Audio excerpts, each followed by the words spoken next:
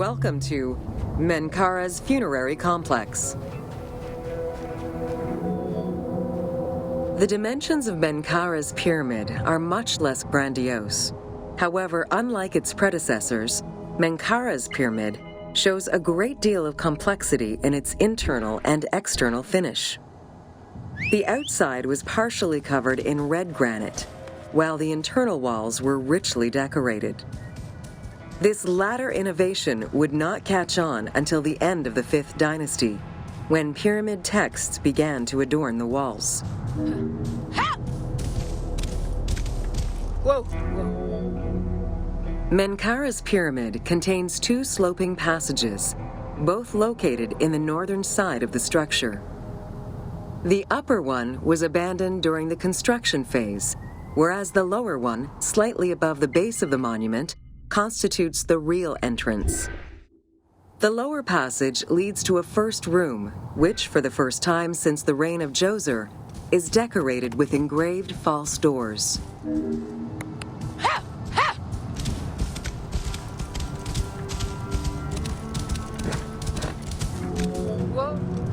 While Menkaura's pyramid complex was unfinished at the time of his death, it was hastily and somewhat shabbily completed by his successor, Shepseskaf.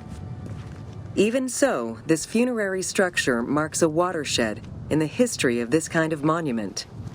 From then onwards, the pyramid shrank, whereas the mortuary temple expanded both in its quantitative and qualitative aspects.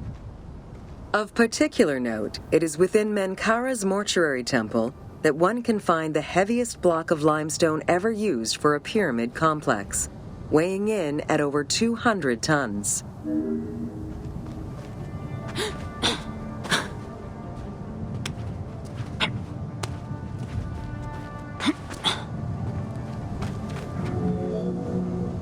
Menkaura's causeway was completed in mud brick by the king's successor, whereas the lower part was nothing more than a simple ramp. As for the Valley Temple, it was built in 2 phases. The foundations were first laid out in limestone during Menkaura's reign, but the temple itself was completed in mud brick afterwards. As such, the Valley Temple was soon damaged and ended up being completely rebuilt during the 6th dynasty.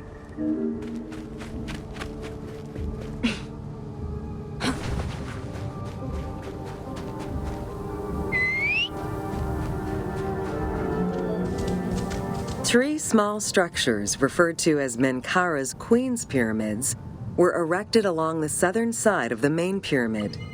One of them was a smooth-faced pyramid, while the other 2 were more basic step pyramids.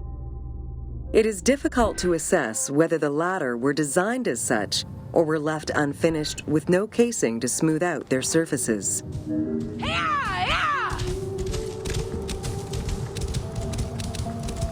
Whoa!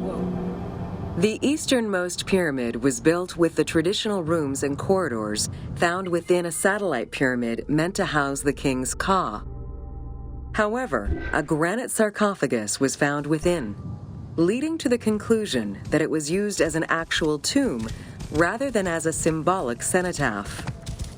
Drawing on these observations, some assume that this pyramid was first built as a satellite pyramid for the king's ka, before seeing its purpose change to that of a queen's tomb. Which queen, however, remains a mystery.